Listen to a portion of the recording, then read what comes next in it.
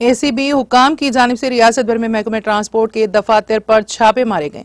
महकमे ट्रांसपोर्ट के खिलाफ बैन रियासती चेक पोस्टों पर हजारों गाड़ियों से रिश्वत लेने से मुतालिक वज़ीर आला को की गई शिकायत के पस मंजर में एसीबी के छापे मारे गए।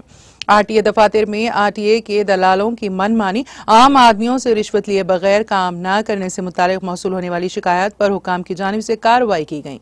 एसीबी हुकाम ने आज रियासत के मुख्तलिफ अजला जैसे वरंगल, भद्राद्री कोत्तागुड़ेम, रंगारेड्डी, मीरचल, हैदराबाद, करीमनगर, आदिलाबाद जिले की बोरे चेक पोस्ट, मेदक, खम्मम के अलावा दीगर अजला में तेलंगाना बॉर्डर आरटीए ने अचानक मुआयना किया। खास तौर पर एसीबी ओहदेदारों ने एपी, कर्नाटक और महाराष्ट्र की सरहदों में मुआयना किया।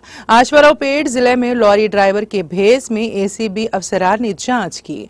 ड्राइविंग लाइसेंस तजदीद, आरसी, गाड़ियों की फिटनेस, भारी गाड़ियों के बैजों की तजदीद, दूसरी रियासतों की गाड़ियों के टैक्स के मामले में रिश्वत लेने के इल्जामात हैं।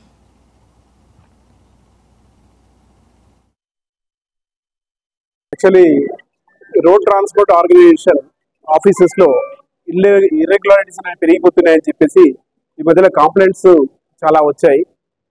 సీనియర్ అధికారులు ఒకేసారి అన్ని రోడ్ ట్రాన్స్పోర్ట్ ఆర్గనైజేషన్స్ ఆర్టీఏ ఆఫీసులలో చెక్ చేసి ఎలాంటి ఇర్రెగ్యులారిటీస్ జరుగుతున్నాయి, దీని బాధ్యులు ఎవరు ఏంటి అనేది కొన్ని రిపోర్ట్స్ కావాలని చెప్పినందుకు ఈరోజు సర్ప్రైజ్ చెకింగ్ లో భాగంగా హైదరాబాద్ సిటీ రేంజ్ తరఫున ఇక్కడికి బండ్లగూడ ఆర్టీఏ ఆఫీస్కి వచ్చాం।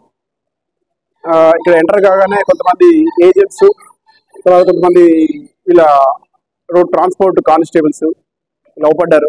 వాళ్ళందరినీ ఒక్కొక్కరిని విచారిస్తున్నాం। కొన్ని డాక్యుమెంట్స్ కూడా దొరికాయి, కొన్ని ఏజెంట్స్ దగ్గర కొంత క్యాష్ దొరికింది।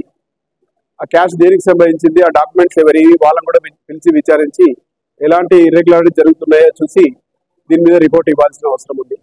ఈరోజు నా టీంలో ఉన్న మొత్తం 5 ఇన్స్పెక్టర్స్, మిగతా అందరు స్టాఫ్ కూడా నాతో పాటు ఈరోజు 12:30కి ఇక్కడ రైడ్ చేశాము। ఇంకా కంటిన్యూ చేస్తున్నాము, ఈవినింగ్ వరకు ఇది కంటిన్యూ ఉంటుంది।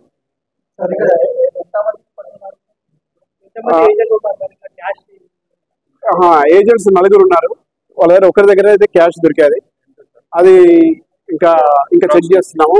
ఇంకా టోటల్గా అయిపోయాక చెప్తాను నేను। 5 o'clock లోపల ఇది కంప్లీట్ చేసేసి అప్పుడు చెప్పేసి